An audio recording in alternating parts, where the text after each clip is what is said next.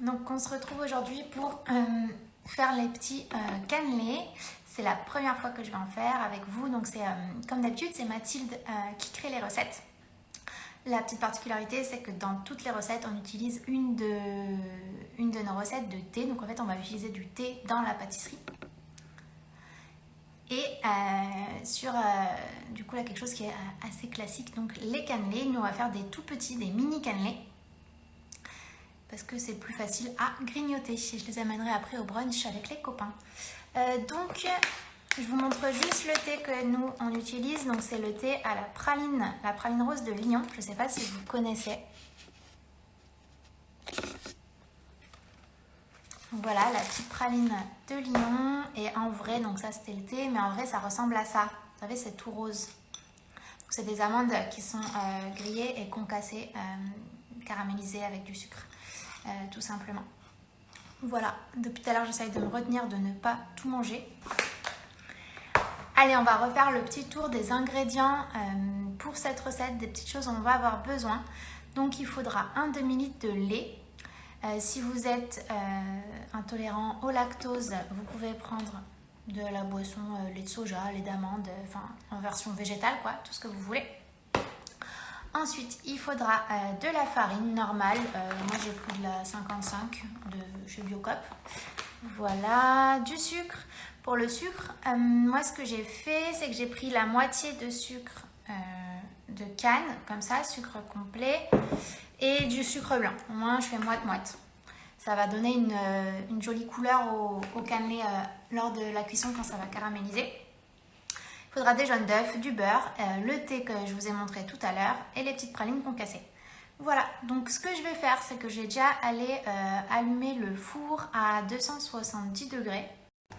Voilà, donc ensuite, comment on va incorporer le thé dans notre recette? C'est assez simple, tout simplement, on va l'infuser dans le lait. Donc pour rappel, il vous faut un demi-litre de lait. Donc ou du lait normal ou du lait végétal, il n'y a aucun souci, ça change strictement rien à la recette, c'est vraiment comme vous préférez. Si vous aimez le goût d'amande parce qu'il a un petit goût d'amande, vous pouvez prendre du lait d'amande, voilà, comme vous voulez. Donc à savoir que pour le thé, comme là on est sur une recette où il y a beaucoup de sucre et le thé à la praline, c'est quand même un truc sucré aussi. Nous ce qu'on va faire, j'ai mis dans la recette, Mathilde a dit 4 à 5 cuillères à soupe, comme ça, pour un demi-litre de lait. C'est une pâte qui est très liquide. En vrai, moi j'adore le thé à la praline, j'aime l'odeur de la praline et le goût. J'ai mis 6 cuillères, facile. Donc on va faire bouillir le lait, c'est vraiment important que ça commence à être à ébullition pour que ça infuse vraiment bien. En avance parce que sinon on recommande de laisser reposer la pâte 24 heures pour que ce soit bien froid. Et en fait c'est le choc thermique entre le froid et le chaud du four à 270 qui va permettre au sucre de bien cristalliser. Donc en fait moi j'ai fait bouillir mon lait hier soir et infusé avec le thé et je l'ai laissé toute la nuit au frigo. Voilà, c'était juste la petite astuce que j'avais fait si j'avais envie de pouvoir les cuire aujourd'hui pour les amener au brunch tout à l'heure et puis vous montrer le résultat juste après le live. Donc vous voyez le lait en fait il prend une certaine couleur, hein, c'est normal, c'est l'infusion du thé qui a pris cette couleur là, tout simplement. Donc une fois qu'on a notre lait infusé avec le thé à la praline, on va venir rajouter la farine. Donc on va mettre 125 g de farine.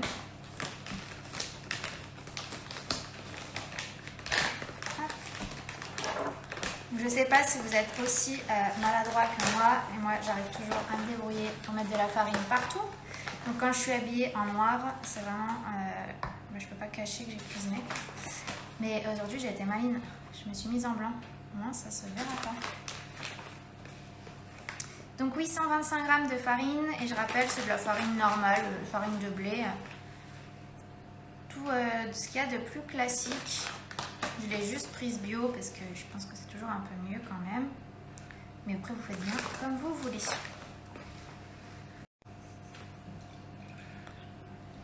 Donc au fouet, hein, vous allez bien la diluer dans le lait. Pour que ça fasse des grumeaux.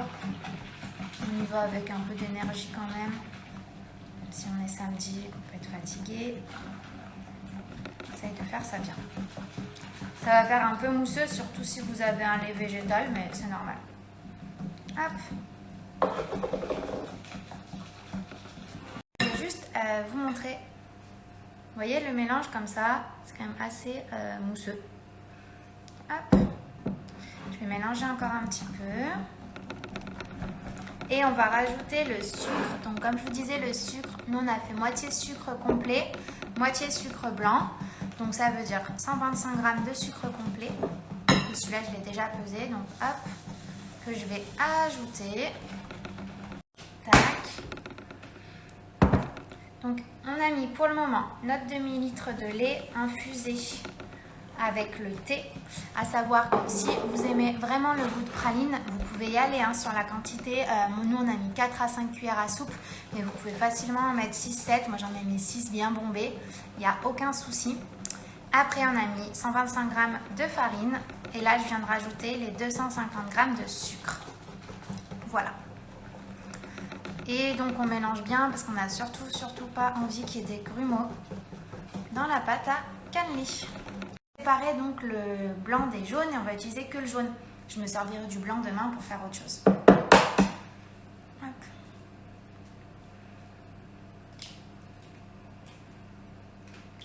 Donc pareil, si vous pouvez prendre des œufs qui sont bio ou même si vous avez genre une ferme vers chez vous, c'est le top du top quoi. Hop, donc je répète qu'il faut 4 jaunes d'œufs.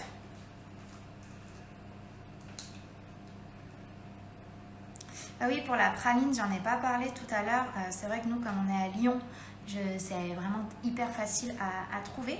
Mais j'ai vérifié tout à l'heure quand je suis allée au supermarché.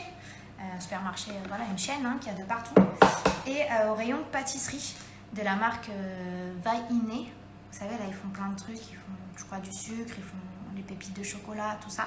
Mais ils font aussi de la praline. Ils font de l'amande en poudre. Enfin, voilà. Et ils font de la praline, donc du coup, concassé en petits morceaux. Donc vous pouvez en trouver normalement partout en France, je pense. Allez, le dernier.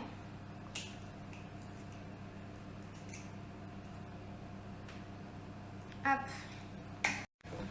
Donc pour rappel, si vous voulez y cuire tout de suite, il faut juste que tous vos ingrédients soient froids, y compris le lait. La petite astuce, c'est le bain-marie avec les glaçons.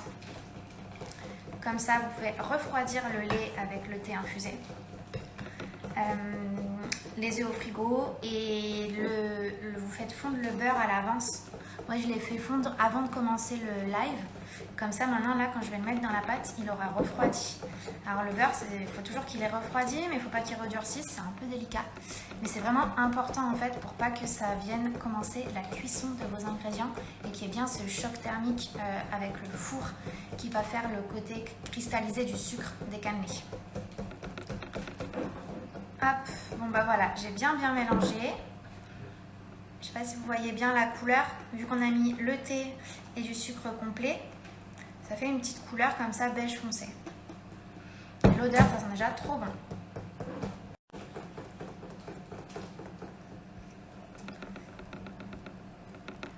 Donc là c'est bon, on va pouvoir y mettre le beurre refroidi. Dans tous les cas, il faut bien que le beurre soit refroidi, même si vous la laissez reposer 24 heures après, pour pas que ça cuise les œufs en fait dans la pâte, les jaunes d'œufs. Voilà. Donc là, ma pâte, elle va être prête. Ce que je vais rajouter après, c'est les pralines concassées. J'ai une sorte de petite louche avec un beckwerser, parce que vous savez, comme je prends des mini moules à cannelé, et c'est tout étroit, sinon je vais en mettre de partout. Donc juste une petite chose que j'avais pas dit à l'avance, c'est par rapport aux petits moules à cannelé. Vous avez plusieurs options. Moi j'utilise des moules en silicone comme ça, donc c'est des mini qu'on fait. Ça changera juste le temps de cuisson. Si vous avez des grands moules, il faudra juste cuire un petit peu plus longtemps à la fin.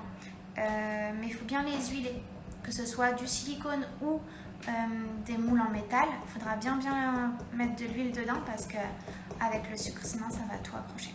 Voilà.